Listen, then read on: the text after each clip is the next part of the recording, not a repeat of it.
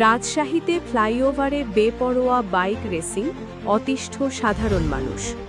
আজকের খবর রাজশাহীর ফ্লাইওভার ও ওভারব্রিজগুলোতে বেপরোয়া গতিতে মোটরবাইক চালানোর প্রতিযোগিতা দিন দিন আশঙ্কাজনক হারে বাড়ছে।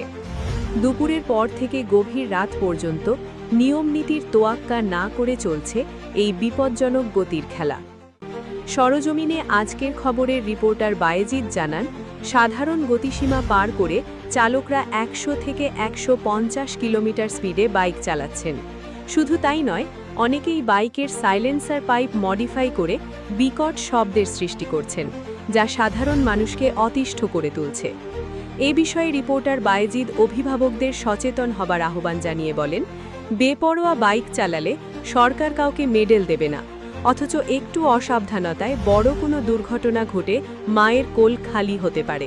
তাই সন্তানকে বাইক কিনে দিলে অবশ্যই সঠিক নির্দেশনা দিন। স্থানীয় সচেতন মহল দুর্ঘটনা এড়াতে এবং শব্দদূষণ রোধে প্রশাসনের কঠোর নজরদারি ও দ্রুত আইনগত পদক্ষেপ নেয়ার জোর দাবি জানিয়েছেন। মানে লিমিট ক্রস করে, লিমিট যেটা কিলো উঠে 60, 70, 100 থেকে 150 পর্যন্ত তারা কিলো উঠায়, এবং তাদের যে আওয়াজ, যে সাইলেন্সার আওয়াজ, এটা তারা খুলে রেখে একটা বিকট আওয়াজ সৃষ্টি করে, যে কারণে মানটা আসলেই একটি সময় কাটানোর মতোই একটা ফ্লাইওভার। সেই ফ্লাইওভারে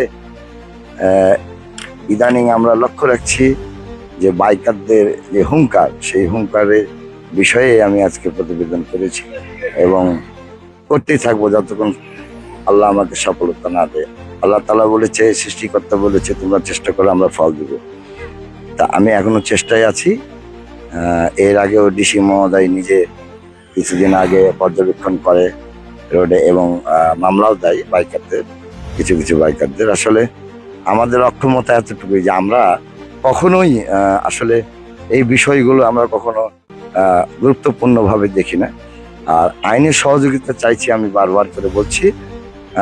মতিয়া থানা পড়ছে, এই মতিয়া থানার যে ওসি সাহেবকে অনুরোধ করে বলবো, কিংবা টিআই স্যারকে অনুরোধ করে বলবো যে আপনারা একটু এই ফ্লাইওভারটা পর্যবেক্ষণে রাখবেন এবং পর্যাপ্ত পরিমাণের কিছুদিন পরিশ্রম করেন, একটু আপনি ফোর্স বাড়িয়ে দিবেন আশা রাখি। নিকটবর্তী যে থানা আপনার বলছে, এটা তালাইমারি থানা।